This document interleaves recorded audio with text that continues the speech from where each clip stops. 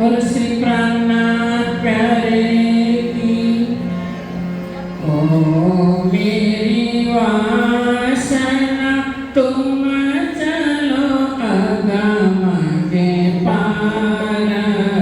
ओ मेरी वासना तुम चलो अगम के पार। ओ मेरी वासना अगम पार अपार पार। अगम पार अपार पार। कहाँ है तेरा करार। कहाँ है तेरा करार। तो देखने दरबार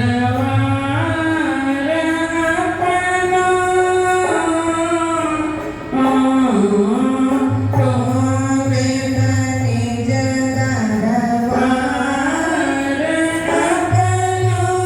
सूरत यानी समार।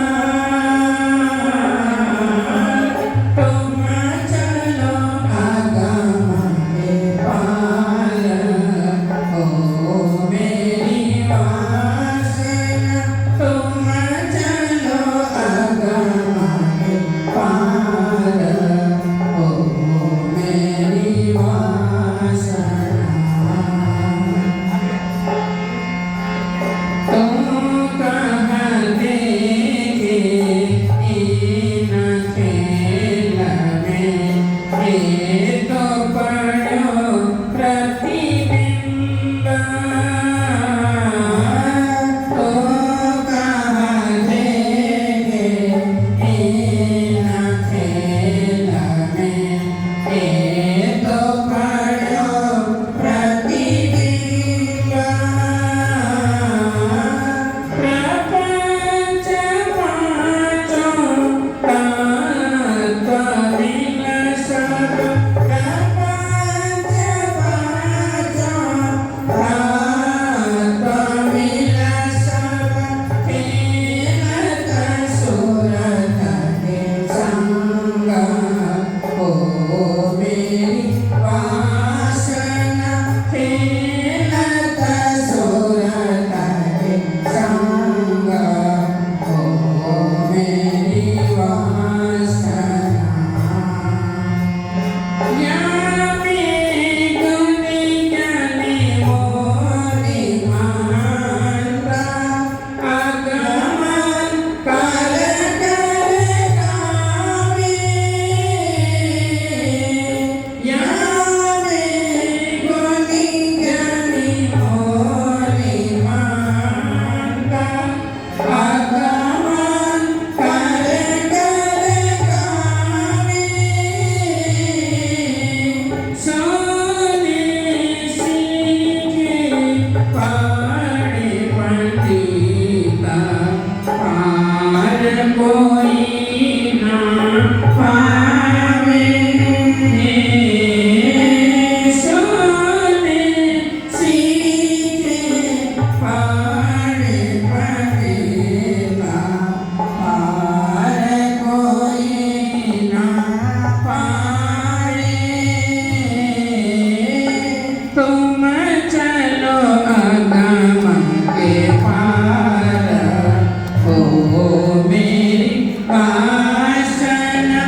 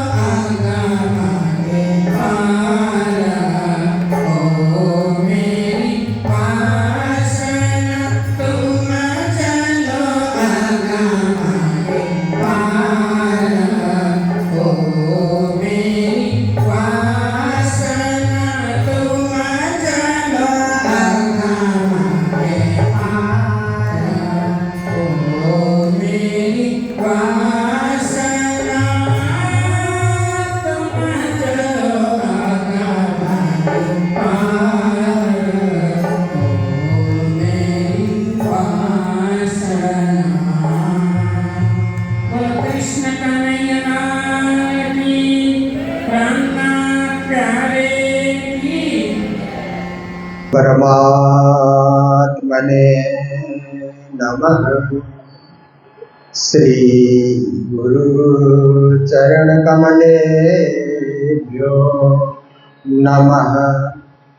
निजानन्दस्य कृष्णस्य प्राणनाथस्य वै ध्रुवम् चरित्रं पावनमेतद् यच्च लोकेषु दुर्लभम्। पठनाश्रवणाच्चैव प्रेम भक्त्या समर्चनात् लभते चेप्सितं लोके अन्ते च पदमव्ययम्। निजानन्द निज नाम है श्री कृष्णा धनि धाम। श्यामा सुंदर साथ सब राखूं हृदय धाम। मंगल कृष्ण प्रणाम है मंगल धर्म प्रकाश है। मंगल सुंदर साथ है मंगल धाम उजास। मंगल सुंदर साथ है मंगल धाम उजास। बोलो वृंदावन बिहारी लाल की, श्री सद्गुरु महाराज की, श्री प्राणनाथ प्यारे की, महारानी बैजूराज की, महाराजा छत्रसाल की, श्री मंगलदास महाराज की, श्री कृष्ण प्रणामी धर्म की, तीनों पुरी धाम के, सर्व सुंदर साथ के।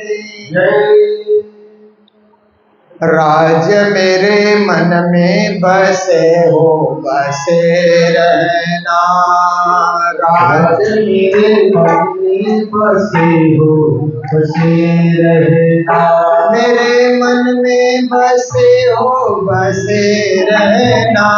मेरे मन में बसे हो बसे रहना। मेरे दिल में बसे हो बसे रहना।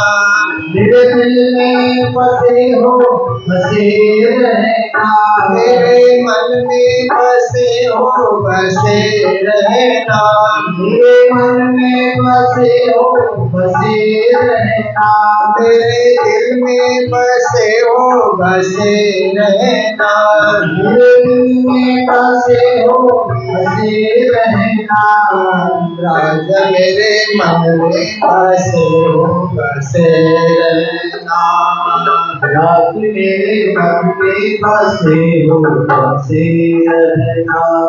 श्याम मेरे मन में बसे हो बसे रहना।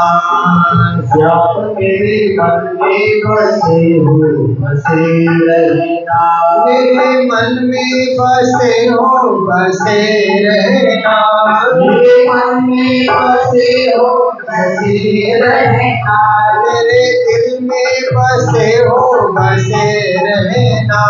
मेरे दिल में बसे हो बसे रहना।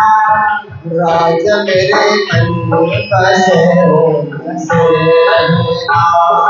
राज मेरे मन में बसे हो बसे रहना। श्याम मेरे दिल में बसे हो बसे रहना। श्याम मेरे दिल में बसे हो बसे रहना। राज मेरे मन में बसे हो बसे रहना। राज मेरे मन में बसे हो बसे रहना। सतगुरु महाराज की।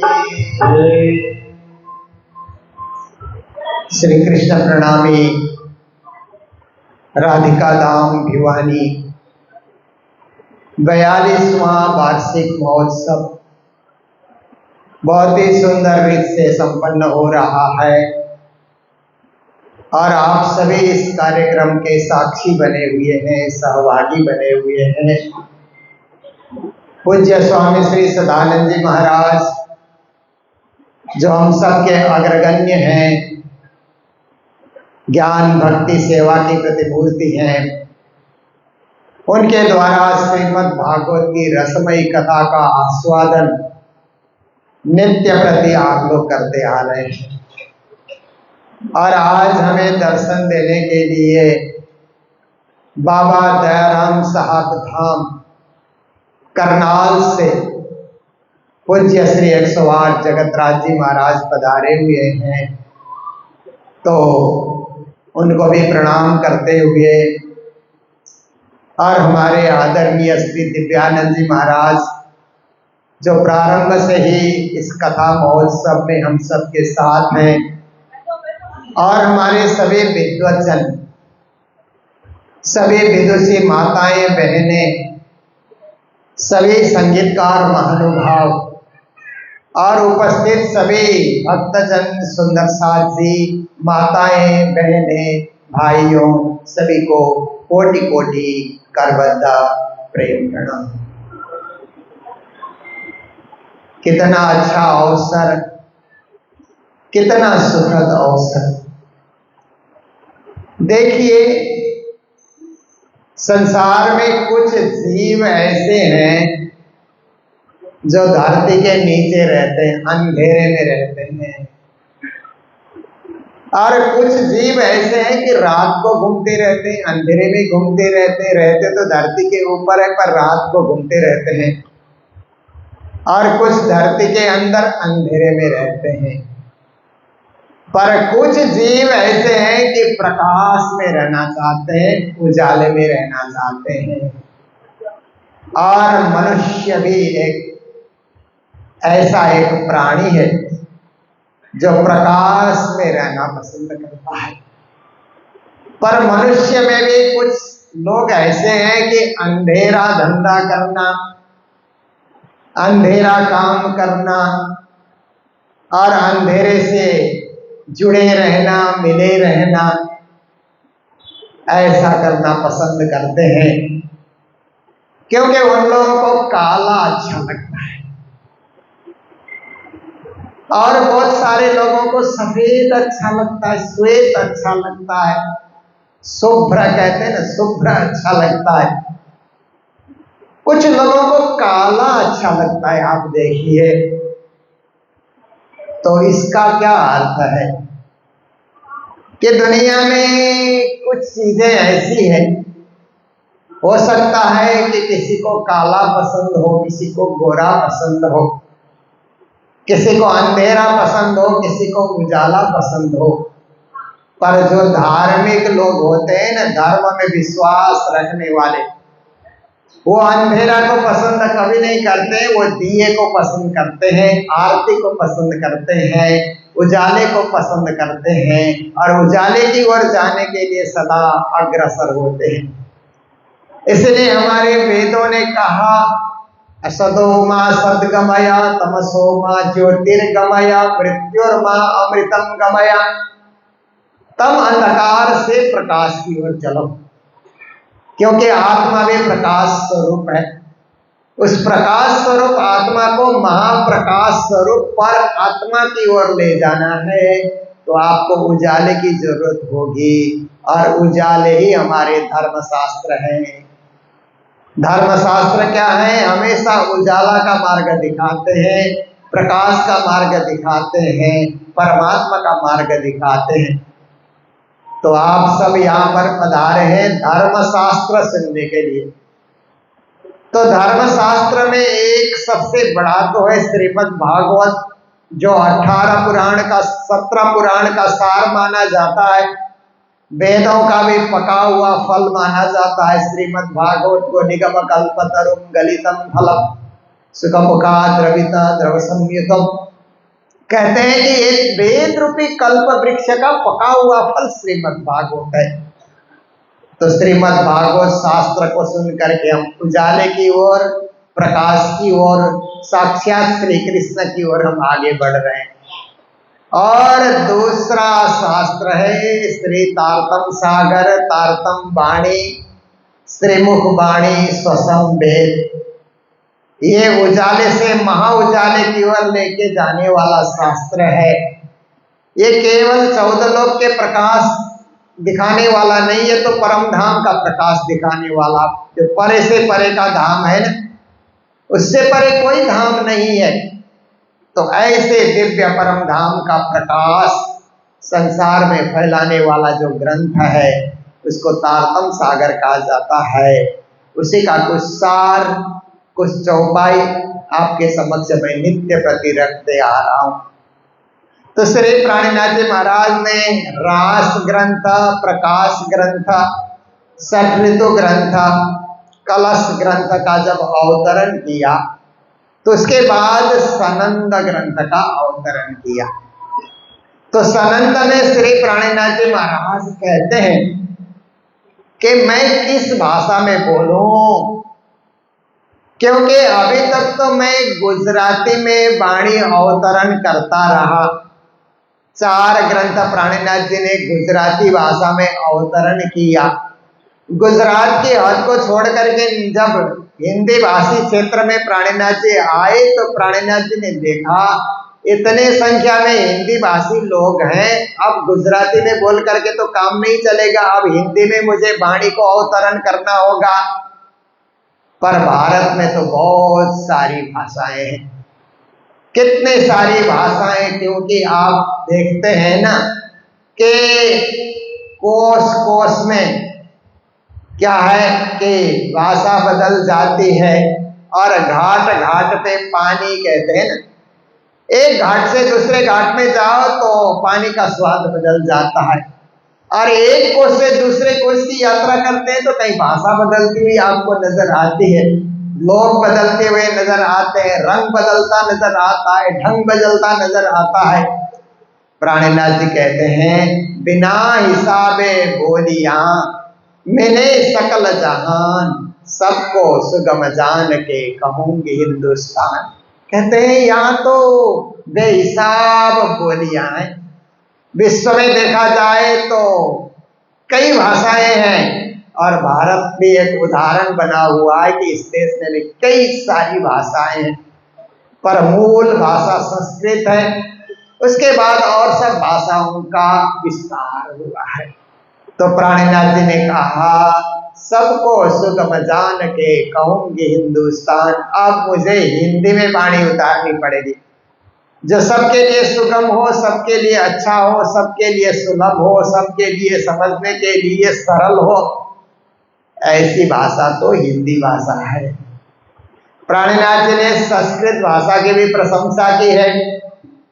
वे कहते हैं सीखो सबे संस्कृत, पढ़ो सो वेद पुराण। आपको वेद पढ़ना है, पुराण पढ़ना है तो संस्कृत सीखना जरूरी है, संस्कृत पढ़ना जरूरी है, क्योंकि हमारे सारे धर्मशास्त्र संस्कृत में लिखे हुए हैं। गीता पढ़ने की इच्छा हो तो भी संस्कृत पढ़ना बहुत जरूरी है। तो कहते हैं वेद पुराण पढ़ना है तो संस्कृत को आप जरूर सीखो, पर ब्रह्म ज्ञान आपको समझना है तो हिंदी में भी ब्रह्म ज्ञान को समझा जा सकता है। सबको सुगम जान के कहूंगी हिंदुस्तान। बड़ी भाषा यही बनी जो सब में जाहिर करने पाक सबन को अंतर माहे बाहर। तो हिंदी की प्रशंसा करते हुए प्राणिनाथ जी कहते हैं ये भारत की सबसे बड़ी भाषा है।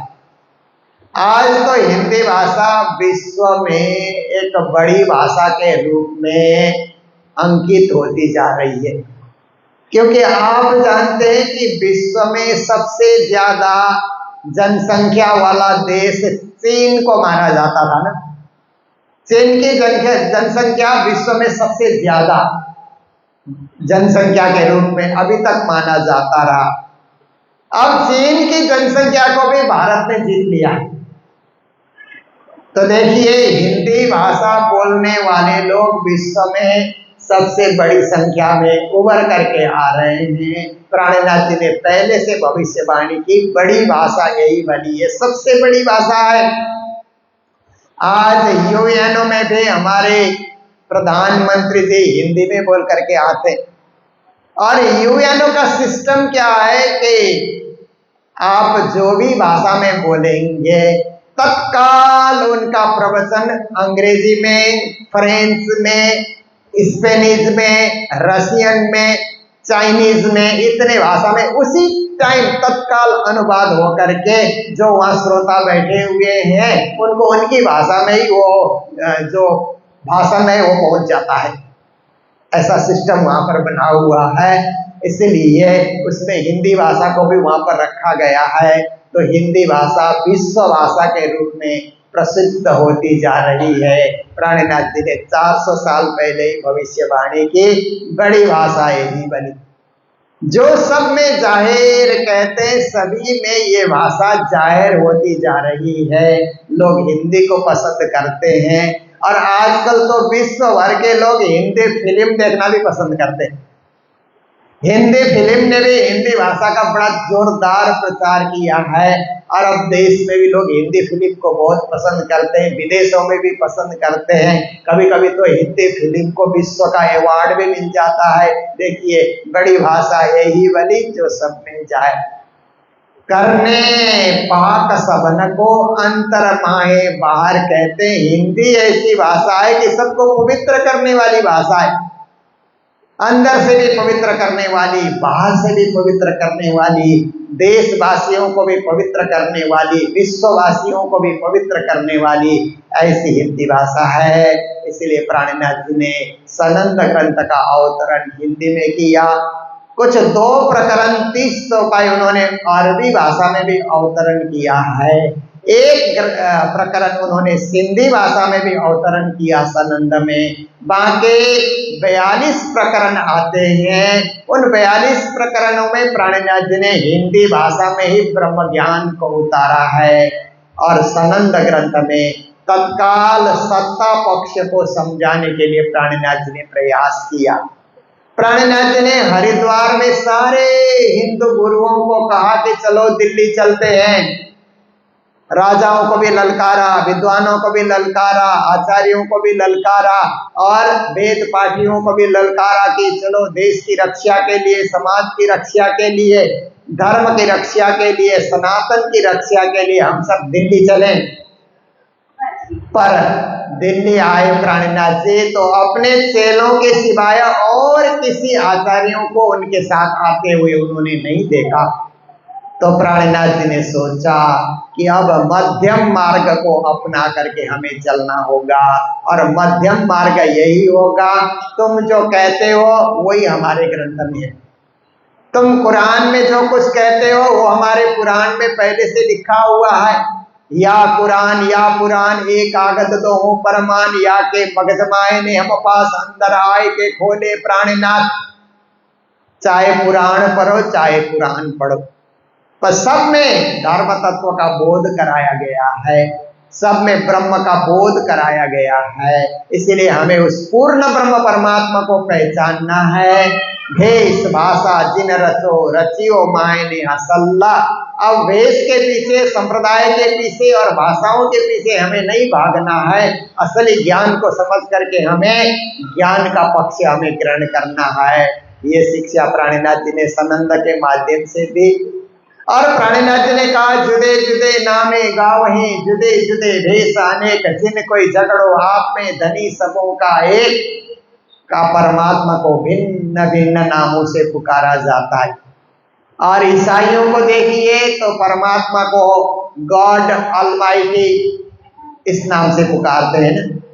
और यहूदियों को आप देखिए तो जेहोवा नाम से परमात्मा को पुकारते हैं। और ईसाइयों को देखिए तो अल्लाह और खुदा के नाम से ईश्वर को पुकार रहे हैं। और प्राचीन हमारे हिंदू परंपरा में आप देखते हैं ईश्वर, परमेश्वर, परब्रह्म, पूर्ण ब्रह्म आदि आदि इन नामों से परमात्मा को पुकारा जाता है। तो देखिए कई नामों से परमात्मा को पुकारा जा रहा है, पर श्री प्राणनाथ जी महाराज कहते हैं मालिक सबका एक है, धनी सबका एक है, पूर्ण ब्रह्म सबका एक है। उसके नाम अनेक हो सकते हैं, उसके रूप अनेक हो सकते हैं, पर वो एक अनेक नहीं हो सकता है। एक ही रहेगा, only one, neither the second. वो एक ही रहेगा, दूसरा उसमें कुछ होगा नहीं। एकम सत विप्रा बहुधा भवंती, एकमेवा द्वितीयम ब्रह्म, वो एक ही रहेगा। उस एक को पहचानने की बात प्राणनाथ जी ने सनंद ग्रंथ के अंतर्गत की। और धर्म के नाम पर जो विवाद छिड़ा हुआ था उसको प्राणनाथ जी ने कम करने का प्रयास किया कि सब धर्मों का सार एक ही है, तो धर्म परिवर्तन नहीं होना चाहिए। क्योंकि देश में जोरों पर उस समय धर्म परिवर्तन का कार्य चल रहा था, तो प्राणनाथ जी महाराज ने उसको रोकने के लिए भी बड़ा भारी प्रयास किया कि जो जिस धर्म में दीक्षित है उसको उसी धर्म में रहने दिया जाए। किसी प्रलोभन के माध्यम से और किसी प्रकार का डर दिखा करके, भय दिखा करके किसी का धर्म का परिवर्तन कर देना, ये वास्तव में धर्मवेत्ताओं का काम नहीं है। ऐसा कार्य नहीं करना चाहिए। जो जहाँ राजी है उसको वहीं रहने देना चाहिए। इस प्रकार धर्म रक्षा के लिए भी प्राणनाथ जी ने कुछ अपने सिद्धांत को इस ढंग से प्रस्तुत किया। फिर प्राणनाथ जी महाराज की वाणी में बहुत बड़ा एक ग्रंथ है, किरंतन ग्रंथ कहा जाता है। किरंतन ग्रंथ प्राणनाथ जी ने एक जगह बैठ करके उसका अवतरण नहीं किया। किरंतन का अवतरण तो नौतनपुरी से शुरू हुआ था। जब देवचंद्र जी महाराज धाम पधारे न, धाम पधारने के बाद श्री देवचंद्र जी महाराज के पास आते हुए प्राणनाथ जी ने उस समय कहा, ओई ओई करते फिरो और करूं हाय हाय, प्यूजी बिछुआ क्यों सहूं, जीवरा टुक टुक हो ले जाए रे। विलाप करते हुए आए। फिर देवचंद्र जी महाराज के अंत्येष्टि कार्य संपन्न होने के बाद 1 महीना तक प्राणनाथ जी महाराज भी नौतनपुरी दर्शन करने नहीं गए। कोई सुंदर साथ भी गया नहीं वहां दर्शन करने के लिए।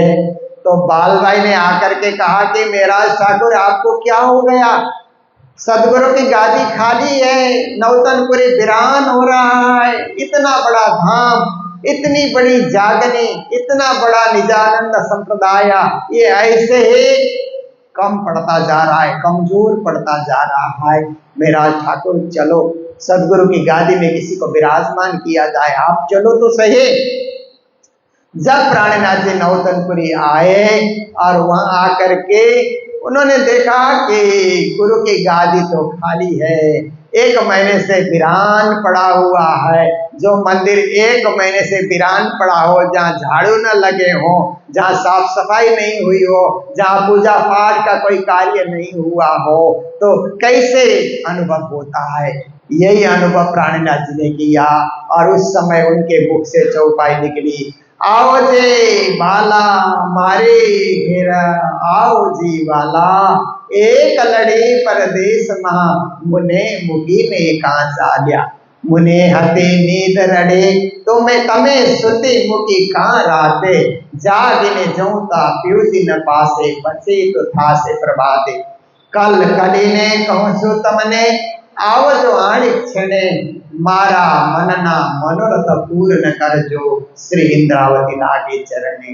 ये किरंतन की जो 3 चौपाई में लिखी गई प्रकरण है, सबसे छोटा प्रकरण है। तारतम वाणी में सबसे छोटा प्रकरण ढूंढा जाए तो आवजी काला वाला प्रकरण है, केवल 3 ही चौपाई। पर उस 3 चौपाई में प्राणनाथ जी सदगुरु से पुकार रहे हैं। ये प्रकरण का अवतरण नौतनपुरी धाम में ही हुआ है, क्योंकि बाकी रास प्रकाश सठ ऋतु तो हफ्सा में अवतरण हुआ ना। पर एक प्रकरण ऐसा नौतनपुरी धाम में प्राणनाथ जी महाराज के मुखारबिंद से अवतरित हुआ है, उसके बिना हमारी सेवा पूजा शुरू होती ही नहीं है। प्रातःकालीन सेवा पूजा हम लोग शुरू करते हैं तो सबसे पहले आओ जी बाला मारे घेरे, आओ जी बाला। देखिए इसके बिना तो सेवा हमारी शुरू होती नहीं है। हे बालाजी हमारे घर में आप पधारिए, हे बालाजी हमारे दिल में आप पधारिए, हमें अकेले मत छोड़िए। हमें आपने हमें जगाया, परंतु जगाने के बाद आप हमारे पास क्यों नहीं है। फिर से आप प्रकट हो जाइए, फिर से ज्ञान सुनाइए, आप फिर से हृदय में प्रकट हो जाइए। इस प्रकार से प्राणनाथ जी ने प्रार्थना की और ये आवजी वाला का प्रकरण बन करके तैयार होता है। उसके बाद तो किरंतन में पहले आप पहचानो रे साधु, पहले आप पहचानो बिना आप चिन्हे, पार ब्रह्म को कौन कहे मैं जानो। आदि आदि प्रकरण बिंद में सिंध समाया रे साधु, बिंद में सिंध समाया, त्रिगुण स्वरूप खोजत भय विस्मय, पर अलख न जाए दिखाए।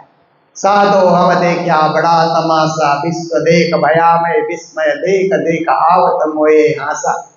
कई खोज के प्रकरण आते हैं। ब्रह्म की खोज, ब्रह्म की तलाश। देखिए ब्रह्म के खोज तो वेदांत जब लिखा गया अथा तो ब्रह्म जिज्ञासा, वहां से ब्रह्म की खोज शुरू हुई। और प्राणनाथ जी महाराज की वाणी में भी किरंतन में ब्रह्म के खोज के विषय में बहुत सारे प्रकरण आते हैं। पर प्राणनाथ जी महाराज ब्रह्म की खोज करते हुए अंत में जाकर के कहते हैं कि केवल ब्रह्म अक्षरातीत सतचिद आनंद रूप। ब्रह्म कैसे हैं, मालिक कैसे हैं, पूर्ण ब्रह्म कैसे हैं, तो कहते हैं वो तो सतचित आनंद स्वरूप है, वही पूर्ण ब्रह्म है। उन्हीं पूर्ण ब्रह्म परमात्मा की ओर हमारा झुकाव होना चाहिए, उनकी ओर ही हमको अग्रसर होना चाहिए। तो किरंतन के अंतर्गत पहले खोज के किरंतन आते हैं, बाद में बिरहा के किरंतन भी आते हैं। चलो चलो रे साथ जी आप न जाइए धाम, मूल वतन धनिये बताया जित ब्रह्म सृष्टि श्यामा जी श्याम। किरंतन में वेदांत के किरंतन भी आते हैं। हरिद्वार में उतरे हुए किरंतन भाई नैरे नौखंड आरती आदि भी आते हैं। और इन सब प्रकरणों के बाद पुराना किरंतन वृथा कानिक मोरे, पामी पदार्थ चार उत्तम मानक खंड भरतनो, श्रेष्ठ कुली सिरदार। प्राणनाथ जी कहते हैं कि आपको चार पदार्थ मिले हुए हैं, इसलिए अपने जीवन को सर्वश्रेष्ठ बनाओ। मानव जीवन ही श्रेष्ठ जीवन है। इस मानव जीवन को धर्म से जोड़ा जाए तो सोने में सुहागा। मानव जीवन तो उत्तम है ही, परंतु सब मानव हमारे प्रिय नहीं होते।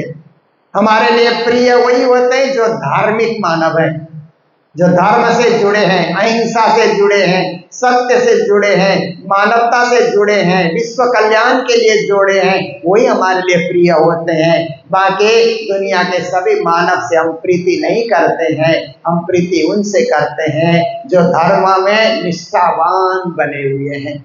इसलिए प्राणनाथ जी ने कहा मनुष्य जीवन मिला है तो धार्मिक बनो। फिर भारतवर्ष में जन्म मिला है तो भारत तो विश्व में धर्म के नाम से ही तो जाना जाता है। विश्व भर के लोग भारत देखने आते हैं तो यहाँ की प्रकृति को देखते हैं ऐसी बात नहीं, यहाँ के मंदिरों को देखते हैं, यहाँ के तीर्थों को देखते हैं, यहाँ के इतिहास को देखते हैं। तो भारत धर्म भूमि के नाम से विश्व में जाना जाता है। विश्व भर के लोग धर्म की खोज करने के लिए भारत आते हैं। इसीलिए भारतवासियों को तो अत्यंत धार्मिक बन करके रहना चाहिए। और देश के लोग धर्म सीखने यहाँ आते हैं और यहाँ के लोग धर्मविहीन हो जाएं, ऐसा कभी नहीं होना चाहिए। खंड भरतनु, अपने भारत खंड का नाम रखने के लिए सभी भारतीयों को धार्मिक बनना चाहिए। फिर कहते हैं कि उत्तम मानको खंड भरतनो, श्रेष्ठ कुली। कहते हैं कलियुग को सब लोग कहते हैं कि ये निकृष्ट युग है, सब लोग डांट लगाते हैं कलियुग को, और कुछ भी हो जाए तो कलियुग का प्रभाव ऐसा कहते हैं। प्राणनाथ जी कहते हैं कि कलियुग को भी सतयुग बनाया जाए। कलियुग में भी आप परमात्मा की भक्ति से जुड़ जाएं और परमात्मा में एकाकार हो जाएं तो युग कलियुग होते हुए भी सतयुग का आनंद आपको मिलेगा। इसीलिए बीतक में लालदास जी लिखते हैं ना, सतयुग के बीच भूतैनो बीच रहे विस्तार, हो वे सब में जाहिर अखंड है संसार। युग कलियुग चल रहा है, पर देवचंद्र जी महाराज सत्य ज्ञान तारतम ज्ञान लेकर के आए और कलियुग में भी सतयुग का विस्तार उन्होंने किया, सत्य का प्रचार किया और सत्य को उन्होंने विश्वव्यापी बनाने के लिए प्रयास किया। फिर कहते हैं सिरदार, कलियुग में बहुत सारे गुरु होते हैं, परंतु कई सारे गुरु कलियुग से प्रभावित होते हैं, पर ऐसे गुरु कलियुग में मिले कि उनमें कलयुग का जला भी प्रभाव नहीं हो, वो सत्य के प्रचार करें, सच्चे सदगुरु। इसलिए गुरु तो बहुत हैं परंतु सदगुरु कम होते हैं। सदगुरु उन्हें कहा जाता है जो आपको सत्य से मिलाते हैं, परमात्मा से मिलाते हैं, पूर्ण ब्रह्म परमात्मा से मिलाते हैं, परम धाम से मिलाते हैं। तो इस प्रकार से प्राणनाथ जी ने पुराना कीर्तन और पुराना कीर्तन में बीच बीच में अंदर नाही निर्मल फेर फेर नहावे बाहर कर देखावे कोट बेर तोहे न मिलो करता, जैसा बाहर होता है जो होवे ऐसा दिल, तो अदक न प्यो न्यारा नहीं माही रहे हिलमिल, तो आपे न्यारी होता है प्यो नहीं तुझसे दूर, पर्दा तू ही करता है अंतर न आड़े दूर। कहा हृदय को निर्मल बनाओ, केवल बाहर सकल सूरत से निर्मल बनने से कुछ नहीं होगा। मन को निर्मल बनाओ, भावना को निर्मल बनाओ, हृदय को निर्मल बनाओ और परमात्मा के आगे पर्दा कभी न करो, माया का पर्दा न डालो, उसको हटाओ। तो साए बसो सन्मुख सदा ब्रह्म सृष्टि की ये रीत। आप ब्रह्म सृष्टि हैं तो परमात्मा के सन्मुख होकर के बैठिए, परमात्मा के विमुख होकर के मत बैठिए। कोई ऐसा कर्म हमारे जीवन में न हो जाए कि परमात्मा से हम विमुख हो जाएं, परमात्मा के सामने मुंह दिखाने लायक हम न रहें। इसलिए सदा सदा सत्कर्म करें ताकि हम उनके सन्मुख बैठ सकें, उनके साथ आंख में आंख जोड़ करके। कहते हैं ना सुबह सुख को निधान जय सुख को निधान, इसमें कहते हैं ना जुगल पियाज सो जोड़े दृष्टि। कितनी अच्छी बात है ना, हमारे कर्म इतने शुभ हैं कि हम अपने दृष्टि को जुगल पियाजी, युगल राजश्यामा जो है उन राजश्यामा के साथ उनकी दृष्टि में अपनी दृष्टि जोड़ करके हम आंख में आंख लगा करके, आंख में आंख मिला करके उनके दर्शन कर सकते हैं। ये से गुण हम में आ जाए, ऐसे सत्कर्म हमारे हों और ऐसे शुभ कर्म में हम सदा संलग्न हों। ये कीर्तन में श्री जी ने बहुत सुमधुर शैली में बताया है। तो आज मैं इतना ही रखना चाहूँगा क्योंकि हमारे मध्य परम पूज्य श्री 108 जगतराज जी महाराज जी भी पधारे हुए हैं, तो थोड़ी देर उनके द्वारा भी हम लोग कुछ ज्ञान की बातें श्रवण करेंगे। फिर पूज्य महाराज जी श्रीमद् भागवत की भक्ति रस बहा रहे हैं। हमारे मध्य अन्य संत गुरुजन भी यहाँ पर अभी पधारने वाले हैं, इसलिए आज का दिन महत्वपूर्ण दिन है और हमारे डीसी साहब भी थोड़ी देर में पधारने वाले हैं। तो आज का दिन अत्यंत महत्वपूर्ण होने के कारण हम आप सब लोग बैठे रहें और सब कार्यक्रम को अच्छी तरह आप लोग यहाँ बैठ करके सुनते हुए देखते हुए फिर कार्यक्रम को आप सुंदर रीत से सजाएंगे। तो आइए इन्हीं शब्दों के साथ अभी की वाणी चर्चा को विराम देते हैं। बोलो सतगुरु महाराज की, श्री प्राणनाथ प्यारे की, सर्व सुंदर साथ की।